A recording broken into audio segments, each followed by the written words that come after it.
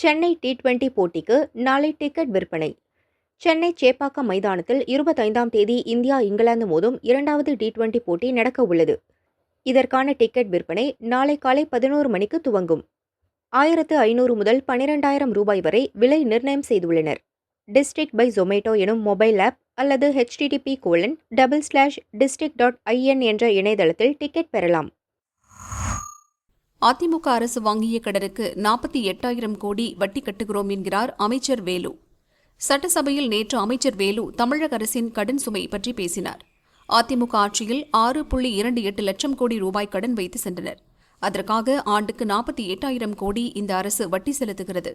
இருந்தாலும் மகளிர் உரிமைத் தொகை போன்ற திட்டங்களுக்கு அதிக நிதி தேவை என்பதால் கடன் வாங்கித்தான் ஆக வேண்டியிருக்கிறது என்றார். சீமான் மீது திருமா பாய்ச்சல். சீமான் பெயரையே சொல்லாமல் அவருக்கு எதிராக விசிக தலைவர் திருமாவளவன் அறிக்கை விட்டுள்ளார். கருணாநிதி ஜெயலலிதாவுக்கு பின் தமிழகத்தை கைப்பற்றிவிடலாம் என கனவு கண்டவர்கள் அது பலிக்காததால் அதிமுகவை பலவீனப்படுத்தி தங்களை இரண்டாவது கட்சியாக நிலைநாட்ட முயற்சிக்கின்றனர். ஜாதி ஒழிப்பே ஈவேராவையும் அம்பேத்கரையும் ஒருங்கிணைக்கும் புள்ளி. ஈவேராவை அவதூறு செய்து கொண்டே அம்பேத்கர், அயோத்திதாச பண்டிதர், ரெட்டைமலை சீனிவாசன் ஆகியோரை தங்களுக்கானவர்கள் என தன்வயப்படுத்த பார்க்கின்றனர். இந்த சூழ்ச்சியை, துரோகத்தை அம்பலப்படுத்துவோம் என திருமா கூறினார். மாசுவை கழற்றிவிட்டாரா ஸ்டாலின்? முதல்வர் ஸ்டாலினுக்கு நெருக்கமாக இருந்தவர் அமைச்சர் மா சுப்பிரமணியன். சென்னையில் ஸ்டாலின் பங்கேற்கும் எல்லா நிகழ்ச்சியிலும் இருப்பார். அவர் கூடவே வாக்கிங் போவார். அது இப்போது மாறிவிட்டது. பொங்கல் பரிசு தொகுப்பை முதல்வர் துவக்கி வைக்கும் நிகழ்ச்சி சைதாப்பேட்டையில் நடந்தது. தொகுதி எம்எல்ஏ மாசு, ஆனால் அவருக்கு அழைப்பு இல்லை. இருந்தாலும் அன்று காலையே முதல்வர் வீட்டுக்கு மாசு போனார். நிகழ்ச்சிக்கு அழைத்துச் செல்ல வந்திருப்பதாக சொன்னார். சைதாப்பேட்டை போக எனக்கு வழி தெரியும், நீங்க சட்டசபைக்கு போய் வேலையை பாருங்க என்று சொல்லி அமைச்சரை அனுப்பிவிட்டார் முதல்வர். மாசு எழுதிய கின்னஸ் கலைஞர் புத்தக வெளியீட்டு விழா நடந்தது. அதை துணை முதல்வர் உதயநிதிக்கு கொடுக்க அவருடைய வீட்டிற்கு போனார் மாசு. அவரை பார்க்க மறுத்துவிட்டார் உதயநிதி. மாணவியை பலாத்காரம் செய்த ஞானசேகரனுக்கு மாசு ஃபுல் சப்போர்ட் என்று தெரிந்ததால் அவர் மீது முதல்வர் குடும்பமே கோபத்தில் உள்ளது என்கிறார்கள். சேகர் பாபுவுக்கு செய்தி சொன்ன அண்ணாமலை. அமைச்சர் சேகர் பாபு குடும்பத்துடன் சொர்க்கவாசல் போவதற்காக பக்தர்களை துரத்திய பாவம் சும்மா விடாது என்று பாஜக தலைவர் அண்ணாமலை கூறினார். ஸ்ரீரங்கத்தில் சொர்க்கவாசல் தரிசனம் செய்ய ஏராளமான பக்தர்கள் கட்டணம் செலுத்தி காத்துக் கொண்டிருந்த நேரத்தில் சேகர் பாபு குடும்பத்தினருடன் வந்து பக்தர்களை விரட்டிவிட்டு உள்ளே போனார் என அண்ணாமலை தெரிவித்தார். உடலில் எண்ணெய் பூசிக்கொண்டு மண்ணில் உருண்டாலும் ஒட்டுவதுதான் ஒட்டும். அதுபோல எத்தனை கோயிலுக்கு போனாலும் பக்தர்களின் வெறுப்பையும் சாபத்தையும் பெறுபவர்களுக்கு கடவுள் அருள் ஒருபோதும் கிடைக்காது என்றார் அண்ணாமலை. ஆயுஷ் மருத்துவ படிப்புக்கு நேரடி மாணவர் சேர்க்கை. நீட் மதிப்பெண் அடிப்படையில் சேர்க்கை நடக்கும் சித்தா, யுனானி, ஹோமியோபதி, ஆயுர்வேதா படிப்புகளில் அரசு ஒதுக்கீட்டில் 20, நிர்வாக ஒதுக்கீட்டில் 11 இடங்கள் காலியாக உள்ளன. +2 மதிப்பெண் அடிப்படையிலான யோகா, இயற்கை மருத்துவ படிப்புக்கு அரசு ஒதுக்கீட்டில் 167, நிர்வாக ஒதுக்கீட்டில் 41 இடங்கள் காலி. இந்த இடங்களை நிரப்ப 2 நாள் கவுன்சிலிங் சென்னை அரும்பாக்கம் சித்தா மருத்துவக் கல்லூரியில் நடக்கிறது. உரிய ஆவணங்களுடன் பங்கேற்கலாம் என அரசு அறிவித்துள்ளது. 320 கிலோ கஞ்சாவுடன் லாரி பறிமுதல். புதுக்கோட்டை மாவட்ட கடல் பகுதி வழியாக இலங்கைக்கு கடத்த ஆந்திராவில் இருந்து லாரியில் வந்த 70 லட்சம் ரூபாய் மதிப்புள்ள 320 கிலோ கஞ்சாவை கியூ பிரிவு போலீசார் கோட்டைப்பட்டினத்தில் பறிமுதல் செய்தனர். காரைக்கால், சிலம்பரசன், பிரகாஷ் ஆகியோரை கைது செய்து விசாரிக்கின்றனர். லாரியும் பறிமுதல் செய்யப்பட்டது. மின்மதி ஆப் வெளியிட்டார் உதயநிதி. மகளிர் சுய உதவி குழுக்களுக்காக உருவாக்கிய மின்மதி 2.0 என்ற மொபைல் செயலியை துணை முதல்வர் உதயநிதி வெளியிட்டார். நிர்வாக திறன் மற்றும் நிதி மேலாண்மை திறனை மேம்படுத்தும் வழிகளை இணையதளம் வழியாக கற்க இந்த செயலி உருவாக்கப்பட்டுள்ளது. ஆடியோ மற்றும் வீடியோ மூலம் பயிற்சி வழங்கப்படும். அதில் தேர்வாகும் உறுப்பினர்களுக்கு சான்றிதழ் வழங்கப்படும். புதிய வடிவமைப்பில் உருவாக்கப்பட்ட மகளிர் மேம்பாட்டு நிறுவன பத்திரிகையான முற்றம் மாத இதழையும் உதய் வெளியிட்டார். மாதாந்திர மின்சார பில் இப்போதைக்கு வராது. ஓட்டு வாங்க கொடுக்கும் தேர்தல் வாக்குறுதிக்கும் அரசாங்க நிர்வாகத்துக்கும் சம்பந்தமே கிடையாது என்பது சட்டசபையில் தினசரி உறுதி செய்யப்படுகிறது. நேற்று நடந்த விவாதத்தை பாருங்கள். எடப்பாடி பழனிசாமி கேட்கிறார், திமுக தேர்தல் அறிக்கையில் அளித்த வாக்குறுதிகள் எல்லாம் என்ன ஆச்சு? கல்விக்கடன் தள்ளுபடி, 100 நாள் வேலை திட்டம் 150 நாளாக உயரும், சிலிண்டருக்கு 100 ரூபாய் மானியம், டீசல் விலை லிட்டருக்கு 4 ரூபாய் குறைப்பு, மாதந்தோறும் மின்சார பில், ஆண்டுக்கு 100 நாள் சட்டசபை கூட்டம், இதெல்லாம் எப்போது நிறைவேற்றுவீர்கள்? அமைச்சர் செந்தில் பாலாஜி மட்டும் ஒரு பதில் சொன்னார். ஸ்மார்ட் மீட்டர் பொருத்தும் பணி முடிந்ததும் மாதந்தோறும் மின் பயன்பாடு கணக்கிடும் முறை அமலுக்கு வரும் என்றார் அவர். ஸ்மார்ட் மீட்டர் வாங்குவதற்காக போட்ட ஒப்பந்தத்தையே மின்வாரியம் ரத்து செய்த விஷயம் பற்றி அமைச்சர் சொல்லவில்லை, எதிர்க்கட்சிகளும் கேட்கவில்லை. அடுத்து பழனிசாமி சொன்னார், 3 முறை மின்கட்டணம் உயர்த்தப்பட்டதால் மக்கள் கடுமையாக பாதிக்கப்பட்டுள்ளனர். இதற்கு செந்தில் பாலாஜி பதில், தமிழகத்தில் 1 கோடி வீடுகளுக்கு மின்கட்டணம் இல்லை. பழனிசாமி, சொத்து வரி உயர்வால் நடுத்தர மக்கள் பாதிக்கப்பட்டுள்ளனர். 5000 ரூபாய் கட்டியவர்கள் இப்போது 10,000 கட்ட வேண்டிய நிலை ஏற்பட்டுள்ளது. அமைச்சர் நேருவின் பதில், திடீரென உயர்த்தினால் மக்களுக்கு சிரமம் என்றுதான் ஆண்டுதோறும் 6% உயர்த்துகிறோம். இது எப்படி இருக்கு? ஆட்டோ கட்டணம் 2 மடங்காக உயர்வு. தமிழகத்தில் கடைசியாக 2013ஆம் ஆண்டு மீட்டர் கட்டணத்தை அரசு நிர்ணயம் செய்தது. 12 ஆண்டுகளில் பெட்ரோல் விலை பலமுறை உயர்ந்தது. ஆனால் ஆட்டோ கட்டணத்தை அரசு உயர்த்தவில்லை. டிரைவர்கள் போராட்டம் நடத்தியும் அதிகாரிகள் முடிவு எடுக்கவில்லை. அதனால் புதிய கட்டணத்தை அனைத்து ஆட்டோ சங்கங்கள் கூட்டமைப்பின் செயலாளர் ஜாக்கிர் ஹுசைன் அறிவித்துள்ளார். பிப்ரவரி 1 புதிய கட்டணம் அமலுக்கு வரும் என்றார். முதல் 1.8 கிலோமீட்டருக்கு 25 ரூபாயாக இருந்தது 50 ரூபாய் ஆகிறது. அடுத்து ஒவ்வொரு கிலோமீட்டருக்கும் 12 இருந்தது 18 ஆகிறது.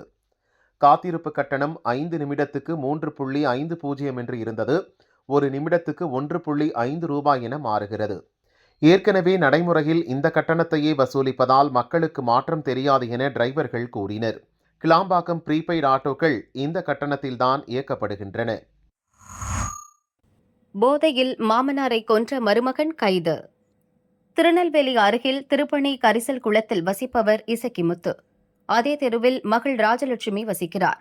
கணவன் சுடலைமுத்து அடிக்கடி குடித்துவிட்டு மனைவியுடன் தகராறு செய்வாராம். சென்ற வாரம் அப்படி தகராறு செய்தபோது இசக்கிமுத்து தடுத்து சமரசம் செய்தார்.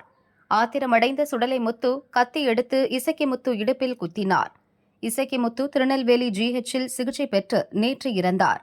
சுடலைமுத்துவை கைது செய்தனர். புதுவையில் புயல் நிவாரணம் 16ஆம் தேதி வழங்கப்படும்.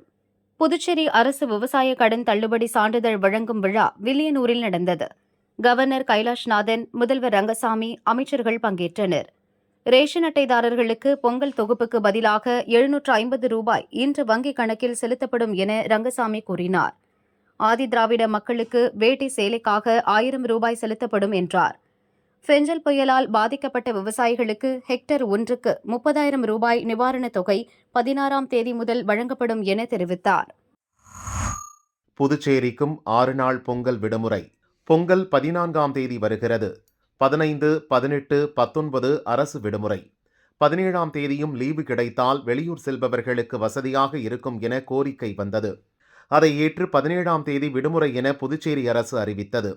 16ஆம் தேதி உழவர் திருநாள் வரையறுக்கப்பட்ட விடுமுறையாக இருந்ததை மாற்றி பொது விடுமுறையாக அறிவித்துள்ளது. இதனால் தமிழகம் போல இங்கும் அரசு ஊழியர்களுக்கு தொடர்ச்சியாக 6 நாள் விடுமுறை கிடைக்கும். ஈரோடு இடைத்தேர்தலில் திமுக போட்டி, காங்கிரஸ் அறிவித்தது. ஈரோடு கிழக்கு சட்டசபை தொகுதி உறுப்பினர் இளங்கோவன் மரணமடைந்ததால் பிப்ரவரி 5ஆம் தேதி அங்கு இடைத்தேர்தல் நடக்கிறது. மீண்டும் நாங்களே போட்டியிடுவோம் என காங்கிரஸ் சொல்லிக் கொண்டிருந்தது. ஆனால் உதயநிதி சம்மதிக்கவில்லை. அவர் விருப்பப்படி திமுக போட்டியிட முடிவு செய்தது. அதை காங்கிரசுக்கு தெரிவித்தது. தமிழக காங்கிரஸ் தலைவர் அதை அறிவித்தார்.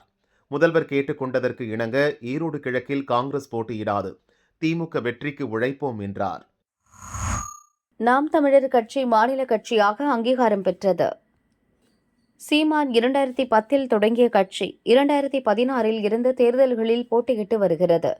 அங்கீகாரம் கிடைக்காததால் இரட்டை மெழுகுவர்த்தி, விவசாயி, மைக் ஆகிய சின்னங்களில் போட்டியிட்டது. கடந்த லோக்சபா தேர்தலில் தனித்து நின்று 8.22% ஓட்டு பெற்றது. அதனால் மாநில கட்சி என்ற அங்கீகாரத்தை தேர்தல் கமிஷன் வழங்கியுள்ளது.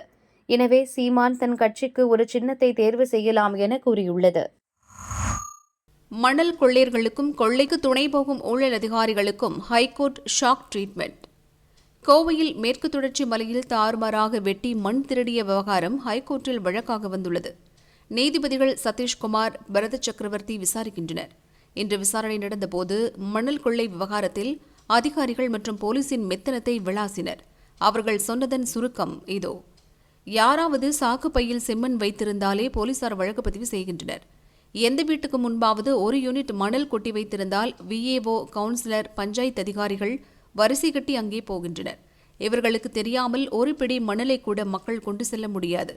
ஆனால் மலையடிவாரத்தில் ராட்சத எந்திரங்களால் பள்ளம் தோண்டி குறைந்தபட்சம் 2 லட்சம் யூனிட் மண் எடுத்து லாரிகள் மூலம் ஆயிரக்கணக்கான ட்ரிப் அடித்து திருடிச் செல்லப்பட்டுள்ளது ஒருத்தர் கண்ணுக்கும் தெரியவில்லை. மண் தோண்டிய பல இடங்கள் பட்டா நிலம். நிலத்தின் உரிமையாளர் யார் என்று கேட்டால் குழந்தை கூட சொல்லிவிடும். ஆனால் அதிகாரிகளுக்கு தெரியாதாம்.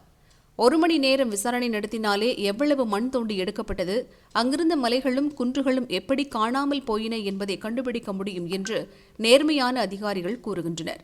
கோவையின் பேரூர் ஒரு வளர்ச்சியடைந்த பகுதி. சிசிடிவி கேமராக்கள் நிறைய இருக்கும். ஆன்லைன் மூலம் மாவட்ட எஸ்பியே ஆஜரானார். ஆனால் இன்று வரை மண் எடுத்தது யார், எங்கே கொண்டு சென்றனர் என்று தெரியவில்லை. ஒரு வழக்கு கூட பதிவு செய்யவில்லை. உண்மை என்ன என்றால் இதுவரை எந்த விசாரணையும் நடக்கவில்லை. விசாரணை நடத்தியதாக கண் துடைப்பு செய்தனர். உயரதிகாரிகள் வாய் மூடி உட்கார்ந்திருக்கிறார்கள். கீழ்மட்ட அதிகாரிகள் அலட்சியமாக இருக்கின்றனர். எனவே கீழ்மட்டம் முதல் மேல்மட்டம் வரை இந்த விவகாரத்தில் தொடர்பு இருக்கலாம் என்று சந்தேகம் வருகிறது. கோர்ட் கடுமையாக எச்சரித்த பிறகும் மண்ணள்ளியவர்கள் குறித்து விசாரணை நடக்கவில்லை என்றால் இது கிரிமினல்களின் கட்டமைக்கப்பட்ட குற்றம், ஆர்கனைஸ்டு கிரைம் என்றுதான் கூற முடியும். சாலைகள் போட்டுள்ளனர், பாலங்கள் கட்டியுள்ளனர். மண் எடுக்கவும் கொண்டு செல்லவும் ஏராளமான ஜேசிபிக்கள், பெரிய லாரிகள் வந்துள்ளன. அந்த வாகனங்களையும் எங்கிருந்து வந்தன, உரிமையாளர் யார் என்பதையெல்லாம் கண்டுபிடிப்பது அப்படி ஒன்றும் கஷ்டமான காரியமில்லை. லாரி டிரைவர், கிளீனர், உரிமையாளர் என்று சிலரை காட்டி அவர்கள்தான் குற்றவாளிகள் என்று சொல்லி இந்த வழக்கை க்ளோஸ் பண்ண விட மாட்டோம். மண் எடுக்க சொன்னவர்கள், எடுத்தவர்கள், பணம் கொடுத்தவர்கள், ஆள் அமர்த்தியவர்கள், மண் விற்றவர்கள், வாங்கியவர்கள் என அத்தனை பேரும் சட்டத்தின் முன் நிறுத்தப்பட வேண்டும். சட்டவிரோத மண் திருட்டு பல கோடிகள் புரளும் தொழிலாக நடக்கிறது. ஆகவே உண்மைகளை தோண்டி எடுக்க இந்த விவகாரத்தை சிறப்பு புலனாய்வு குழுவுக்கு மாற்றுவது அவசியமாகிறது. அந்த குழுவில் தமிழக குற்றப்பிரிவு எஸ்பி நாகஜோதி, ஆர்கனைஸ்டு கிரைம் தடுப்பு பிரிவு எஸ்பி சசாங் சாய் ஆகியோர் இடம்பெறுவார்கள்.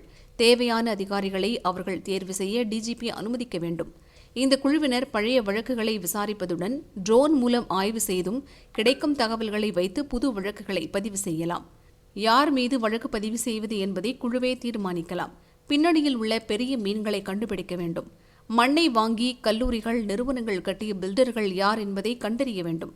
அந்த பகுதியில் கடந்த 4 ஆண்டுகளில் பணியாற்றிய வருவாய்த்துறை அதிகாரிகள், விஏஓ, வருவாய் ஆய்வாளர், தாசில்தார், துணை தாசில்தார், இன்ஸ்பெக்டர், சப் இன்ஸ்பெக்டர்கள் ஆகியோரின் சொத்து விவரங்களை லஞ்ச ஒழிப்பு போலீசார் ஆய்வு செய்து கோர்ட்டில் அறிக்கை அளிக்க வேண்டும்.